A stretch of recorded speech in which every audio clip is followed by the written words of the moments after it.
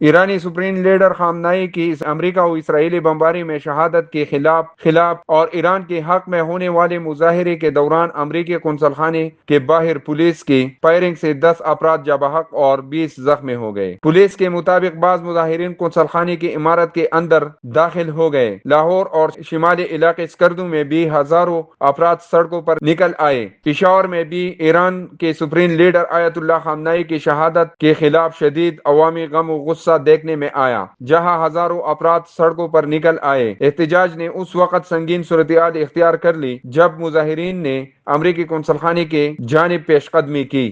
Police اور مظاہرین کے درمیان جھڑپیں ہوئی۔ کراچی میں مشتعل مظاہرین نے امریکی قنصل خانے پر دھاوا بول دیا۔ پتھراؤ عمارت کے ایک حصے کو آگ لگا دی گئی۔ پولیس کی فائرنگ سے 10 مظاہرین دم توڑ گئے، درجنوں زخمی۔ لاہور میں قنصل خانے کا گھیراؤ، عمارت کو آگ لگا دی گئی۔ سکردو میں اقوام متحدہ سمیت کئی ادارے نظر آتش